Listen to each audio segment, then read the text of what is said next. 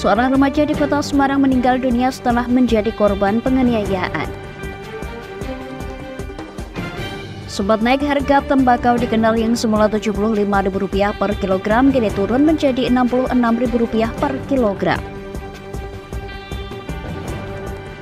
Ketua DPRD Pati belum mendapatkan surat dari BKPP terkait diberinya Universitas 11 Maret Surakarta sebagai lokasi digelarnya ujian rekrutmen P3K.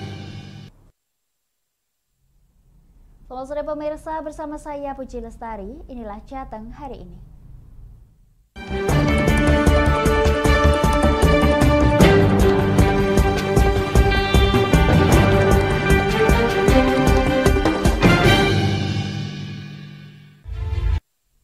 Pemirsa, seorang remaja di Kota Semarang meninggal dunia setelah menjadi korban penganiayaan. 6 pelaku pengeroyokan yang tak lain adalah rekan korban sendiri berhasil ditangkap oleh polisi. Para pelaku beralasan aksi penganiayaan dilakukan karena korban mencuri uang sebesar Rp600.000.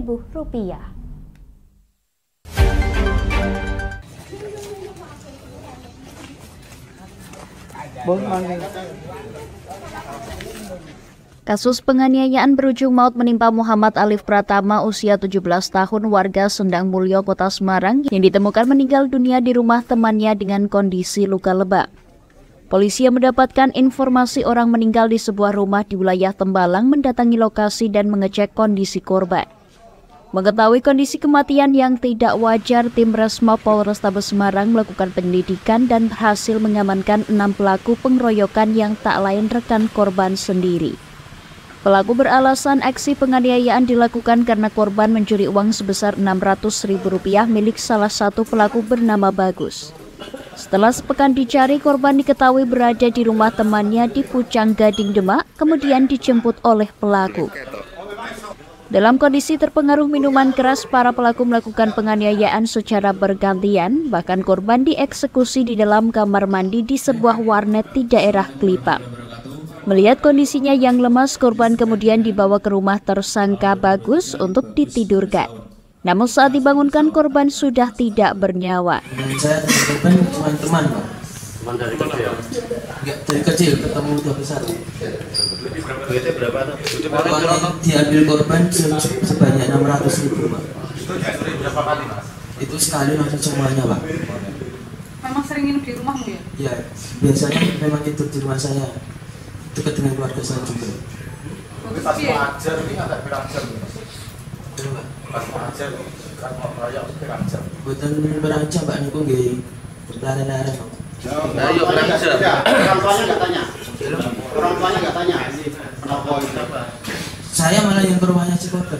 Emosi akhirnya saya memukul punggung korban 1 kali, pipi kanan dan kiri 1 kali semua itu. Terus saya seret ke kamar mandi, saya piting lehernya, terus saya masukkan kamar mandi, saya tutup pintunya, saya tedangi,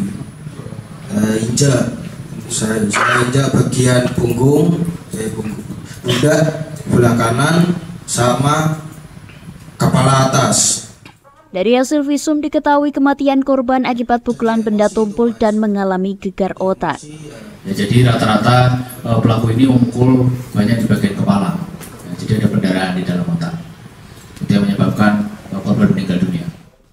Dari tangan para tersangka, petugas mengamankan sepasang sandal dan alat cukur yang digunakan untuk melakukan penganiayaan.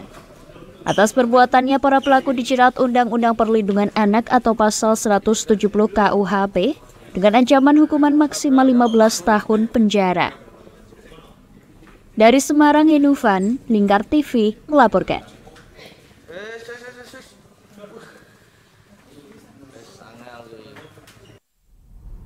Pemirsa, turunnya harga bawang merah dampak dari panen raya membuat sejumlah petani di Kendal mensiasati dengan penyimpanan dan akan melepas saat harga kembali normal.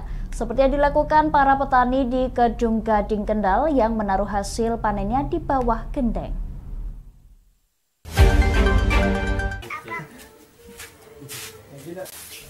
Seperti inilah cara para petani desa Kedung Gading, Kecamatan Ringin Arum, Kabupaten Kendal menyimpan bawang merah.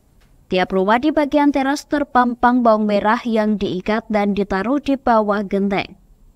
Dengan cara yang dianggap lebih praktis ini nantinya sekitar 3 bulan bawang merah menjadi kering dan harganya juga sudah membaik.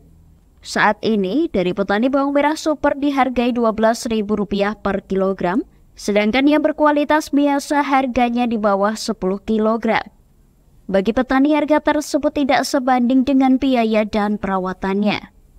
Salah satu warga desa Kaligading Mukti mengaku sambil menunggu harga naik bawang merah yang bisa dijemur digantung di atap teras rumah masing-masing. Biar kering nanti biar tidak ambung busuk nanti bulan. Untuk bibit juga itu ya? Untuk bibit, bibit yang baik ini. Oh, milih yang baik. Ini memang dipilih kualitas yang baik gitu, atau banyak atau sedikit? Kalau musim bulan 3 itu mayoritas ini nanam semua. Kalau tanah kosong biasanya orang Brebes ini itu. Oh gitu ya. Oh memang mayoritas berambang ya. Setelah itu tanami tembakau.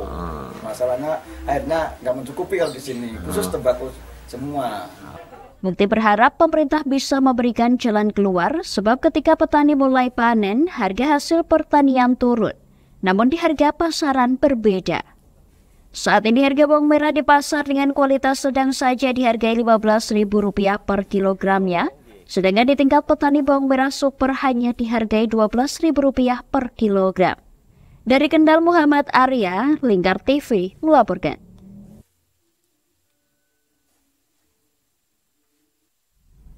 Pemirsa, masuk panen raya, harga tembakau dari Kabupaten Kendal sempat tembus Rp75.000 per kilogram. Namun sudah sepekan ini harga mulai turun menjadi Rp66.000 per kilogram. Padahal dari segi kualitas lebih baik dibandingkan dengan petikan awal.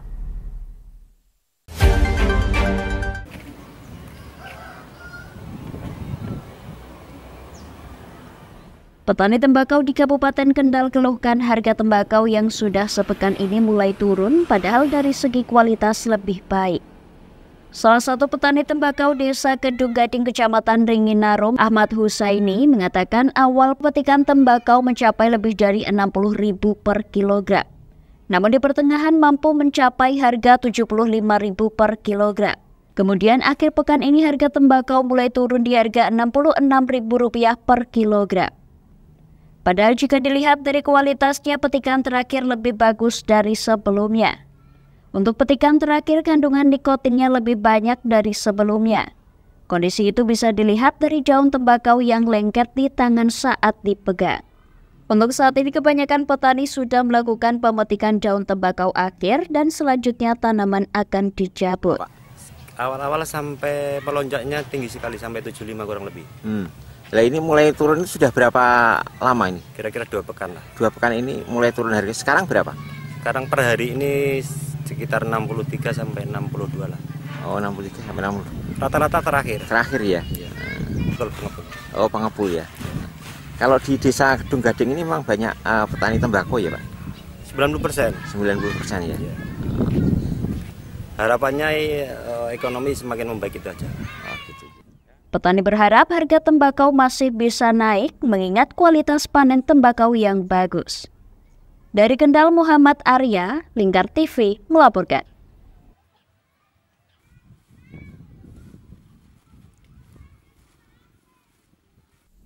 Kami akan jeda sejenak pemirsa, tetap bersama kami di Jateng hari ini.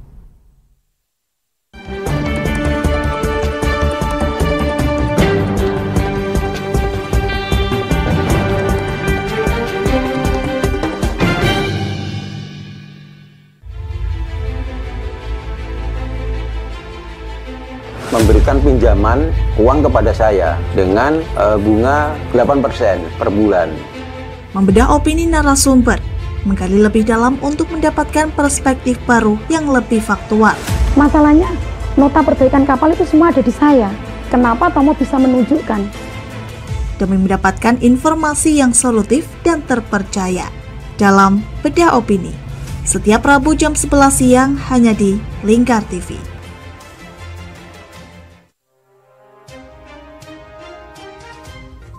Inilah ketiga anggota komplotan pencuri spesialis pecah kaca mobil setelah melakukan penggelapan 20 sepeda motor dan 2 unit mobil dengan modus retard. Merangkum semua peristiwa sebagai berita yang penuh fakta. Bersama Puji Lestari, saksikan Jateng hari ini setiap Senin hingga Sabtu jam 4 sore hanya di Lingkar TV. Bersama saya Galus Karkinanti dalam Sapa Jateng Lingkar TV. Melintas di daerah Sukolilo dikejar sama petugas bea cukai, ketangkap. Membahas dan menyuguhkan beragam potensi dari berbagai daerah di Jawa Tengah, ditemani narasumber-narasumber handal di bidangnya. Pencegahan dari awal mulai dari perilaku hidup bersih sehatnya juga harus dijaga seperti itu. Kami siap menyapa Anda dalam Sapa Jateng. Setiap Selasa jam 11 siang, hanya di Lingkar TV.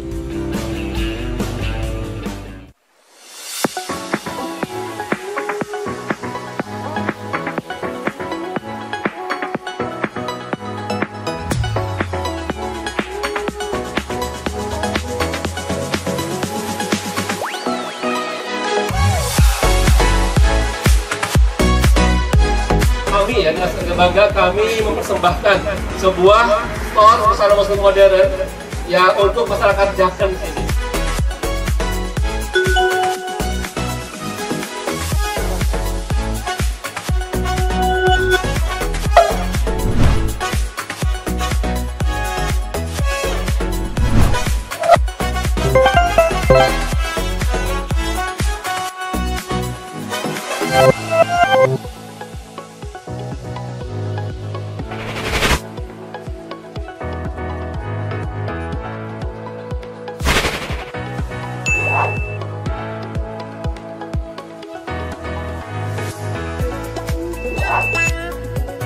Assalamualaikum warahmatullahi wabarakatuh. Saya Dwi Mas Sony Pambudi dari Nibras Corporation mengucapkan selamat dan sukses atas grand opening Nibras House ke-607 yang berlokasi di Kecamatan Jaken, Kabupaten Pati.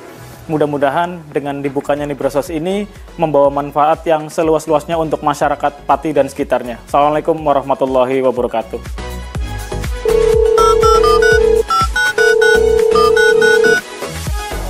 Selamat buat grand opening Nibras House buat di Jaken. Semoga usahanya bisa laris, bisa digemari banyak masyarakat di Jaken. Tentunya berkah buat semuanya.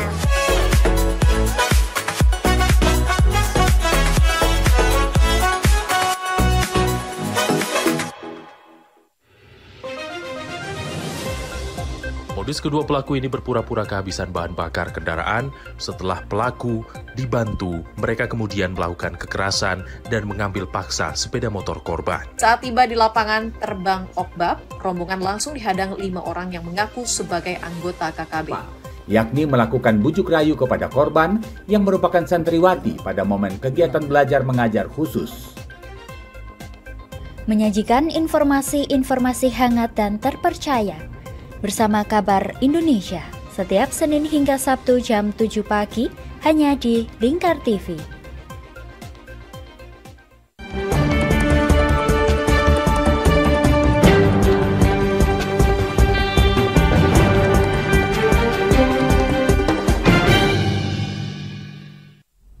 Anda masih menyaksikan Jateng hari ini pemirsa, terkait dengan dipilihnya Universitas 11 Maret Surakarta sebagai lokasi digelarnya ujian rekrutmen P3K, Ketua DPRD Pati Ali Badrudin mengaku belum mendapatkan surat dari Badan Kepegawaian Pendidikan dan Pelatihan atau BKPP.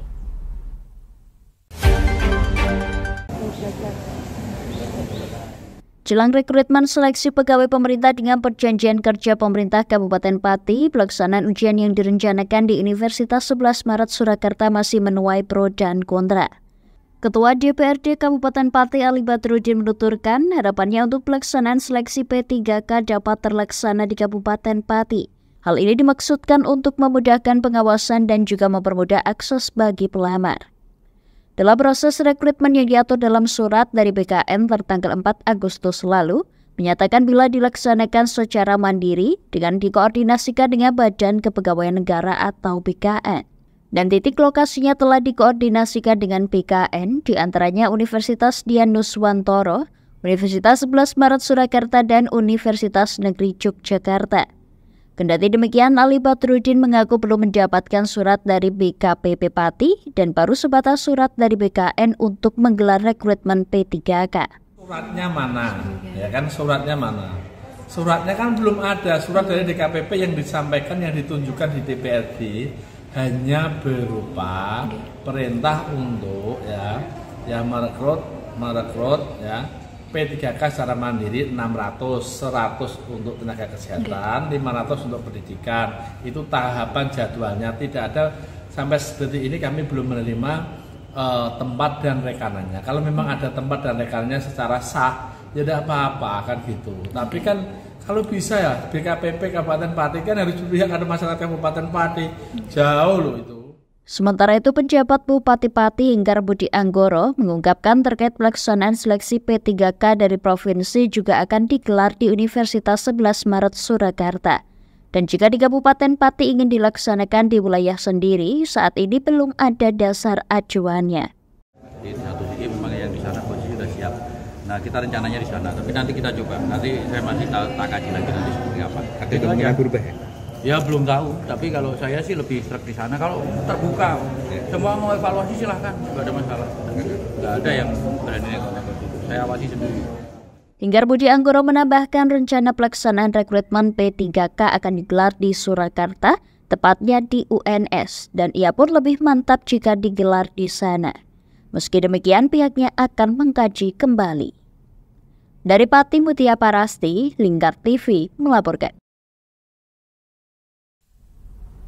Pemirsa, jelang Liga 2, klub kebanggaan Bumi Minatani Persipa Pati targetkan dapat bertahan di Liga 2. Kendati demikian, pihak manajemen tetap berharap Laskar Sadidin bisa promosi ke Liga 1.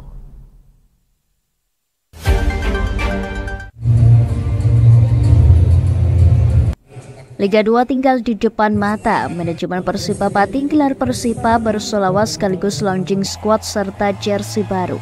Upaya ini dimaksudkan guna memohon kepada Sang Maha Kuasa untuk diberikan kemudahan, kelancaran, dan kesuksesan saat bertanding di Liga 2 musim 2023-2024. Dalam kegiatan ini turut menghadirkan Habib Abdillah Alaidrus dan Gus Abdul Warid yang diiringi dari Hadrah Rijalul Ansor Pati di Gor Pesantren Jumat malam 15 September.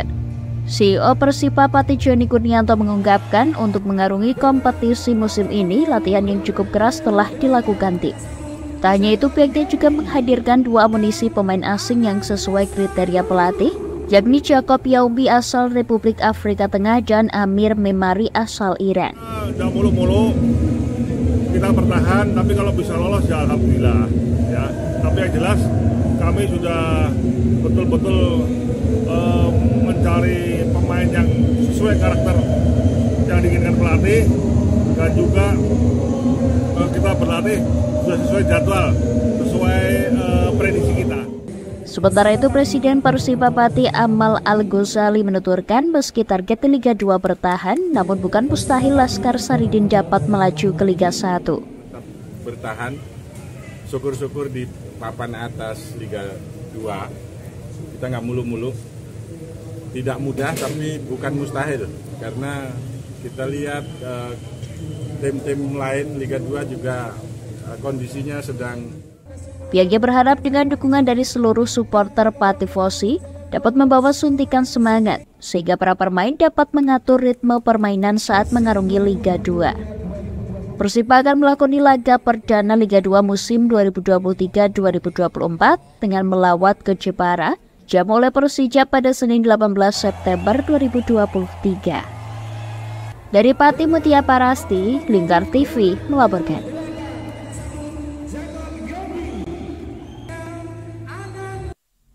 Kami akan jeda sejenak pemirsa, tetap bersama kami di Jateng hari ini.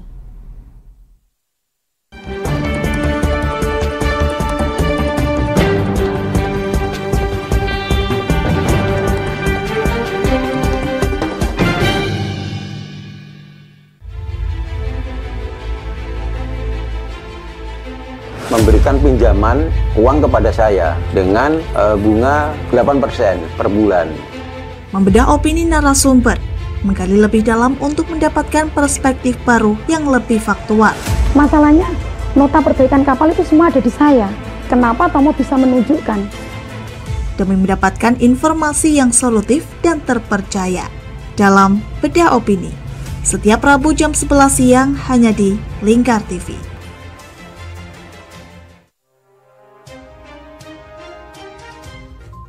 Inilah ketiga anggota komplotan pencuri spesialis pecah kaca mobil setelah melakukan penggelapan 20 sepeda motor dan 2 unit mobil dengan modus retard. Merangkum semua peristiwa sebagai berita yang penuh fakta. Bersama Puji Lestari, saksikan Jateng hari ini setiap Senin hingga Sabtu jam 4 sore hanya di Lingkar TV. Bersama saya Galus Karkinanti dalam Sapa Jateng Lingkar TV. Melintas di daerah Sukolilo dikejar sama petugas bea cukai, ketangkap. Membahas dan menyuguhkan beragam potensi dari berbagai daerah di Jawa Tengah, ditemani narasumber-narasumber handal di bidangnya. Pencegahan dari awal mulai dari perilakunya, perilaku hidup bersih sehatnya juga harus dijaga seperti itu. Kami siap menyapa Anda dalam Sapa Jateng. Setiap Selasa jam 11 siang hanya di Lingkar TV.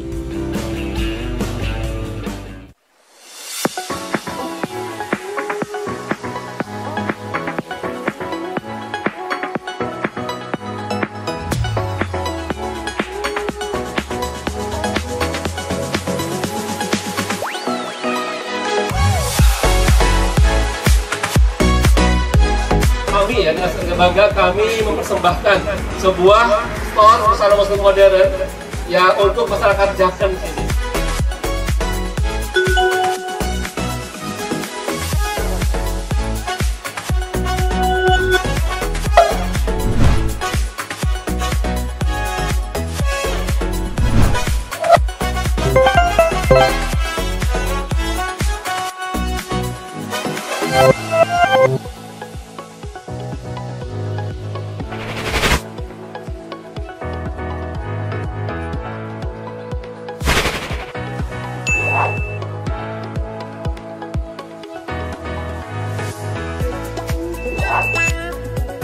Assalamualaikum warahmatullahi wabarakatuh. Saya Dwi Mas Sony Pambudi dari Nibras Corporation mengucapkan selamat dan sukses atas grand opening Nibras House ke-607 yang berlokasi di Kecamatan Jaken, Kabupaten Pati.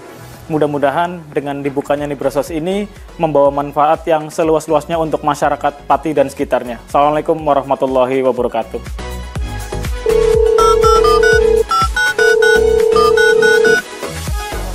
Selamat buat grand opening Nibras House buat Jaken. Semoga usahanya bisa laris, bisa digemari banyak masyarakat di Jaken. Tentunya berkah buat semuanya.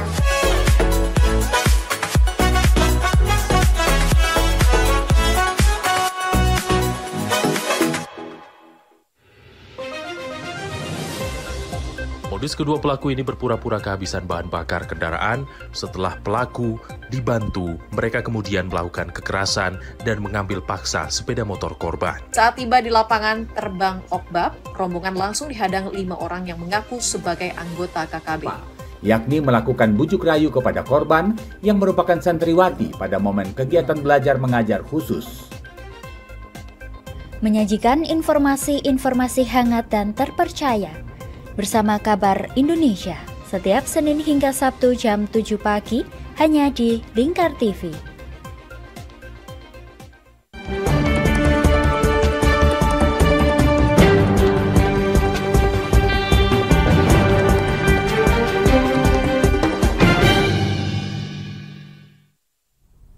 Anda masih menyaksikan Jateng hari ini pemirsa. Berita selanjutnya datang dari Rembang. Menteri Pariwisata dan Ekonomi Kreatif Sandiaga Uno sore kemarin berkunjung di salah satu ponpes di Kabupaten Rembang. Dalam kunjungan ini Sandiaga Uno mengajak para santri agar dapat memasuki era ekonomi hijau dengan cara melek bisnis digital planner.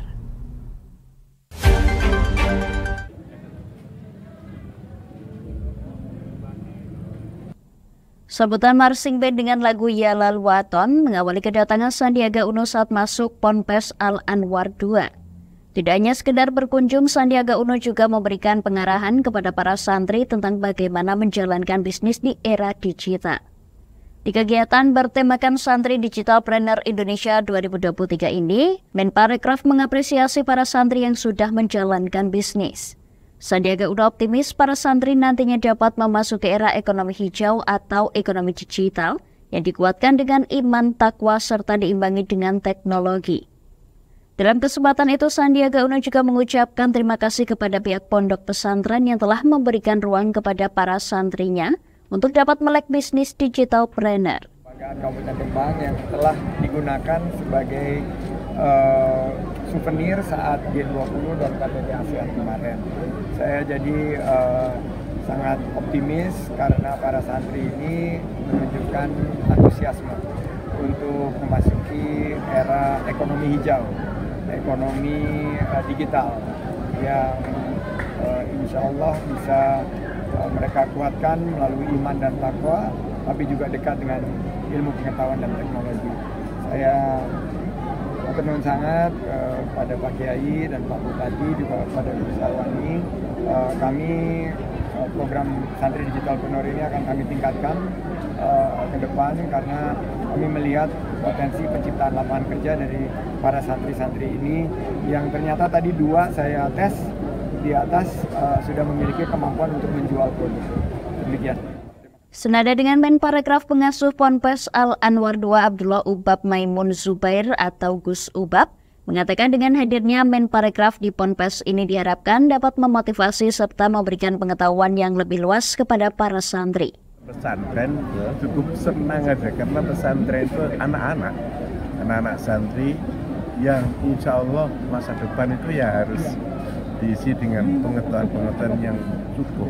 Lebih-lebih masa digital gini ya anak-anak harus tahu. Nah, alhamdulillah kita sudah belajar dan kami ditangkap oleh Pak Menteri sudah tadi beri wejangan-wejangan. Insya Allah santri lebih siap untuk menghadapi hidup yang modern kayak apa. Insya Allah semoga ini bisa lanjutlah untuk berdakwah, untuk mengembangkan ilmu, untuk ya menguatkan iman Islam yang konon Islam ini menjamin kesuksesan atau kebahagiaan dunia dan akhirat. Ini saya harapan saya Pak Menteri bisa berhasil, negara atau pemerintah makin giat, santri-santri juga alhamdulillah bisa menangkap. Semoga ini berhasil semuanya. Gus Ubab juga berharap selain nantinya santri dapat menghadapi modernisasi, ia juga berharap kegiatan semacam ini dapat berlanjut di kemudian hari. Dari Rembang, Vicky Rio, Lingkar TV melaporkan.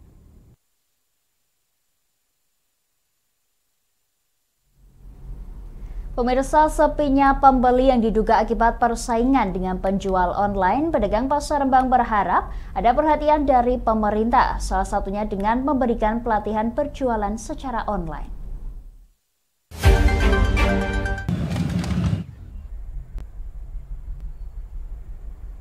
Pasar tradisional Rembang yang terletak di tengah kota Rembang ini mengalami penurunan pembeli secara drastis. Kondisi itu dirasakan dari pedagang sayur hingga pakaian. Salah satu pedagang yakni Sri Astuti Damtono mengaku penjualan mengalami penurunan drastis. Per hari dirinya hanya mampu menjual baju sekitar 3 hingga 4 potong saja. Ia menduga maraknya jualan online menjadi sebab utama pasar tradisional kurang diminati lagi. Sangat sekali Mas Minan. Dampaknya apa? Pasar jadi sepi, pedagang juga banyak yang tidak laku.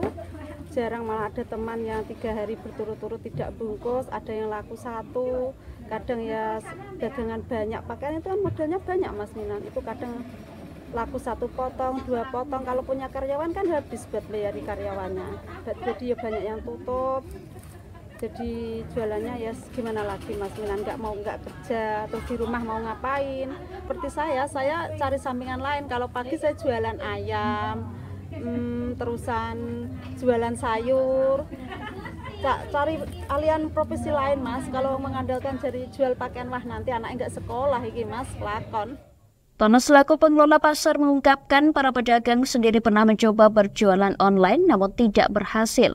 Sedangkan perhatian dari pemerintah untuk saat ini belum ada, terutama memberi pelatihan berjualan online. Kami ini sudah melakukan seperti itu online kepada teman kami karyawan itu, tapi masih kalah canggih mungkin dengan yang online di luar itu.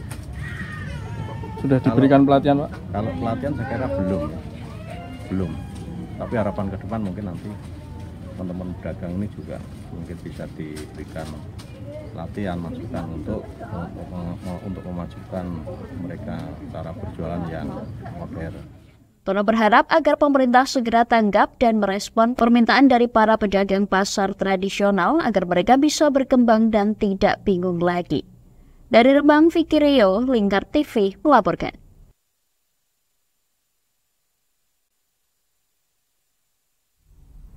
Dan pemirsa, bagi Anda yang ketinggalan dalam update berita Jateng hari ini, kami telah merangkumnya dalam Flash News CHI berikut ini.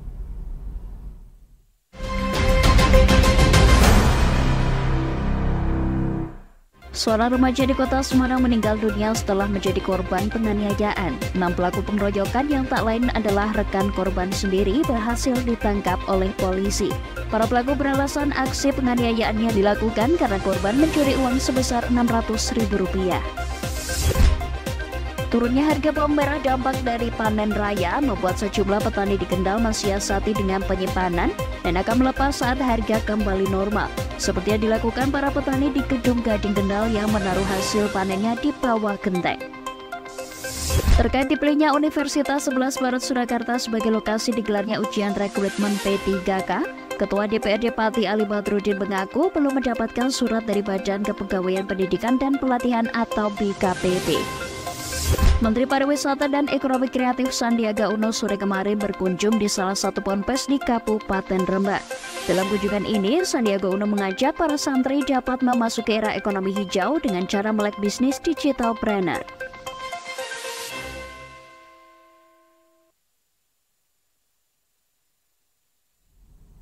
Pemirsa, rangkuman berita tadi sekaligus menutup jumpa kita di Jateng hari ini. Saya Puji Lestari dan seluruh kru yang bertugas mengucapkan terima kasih atas kebersamaan Anda. Selamat sore dan sampai jumpa.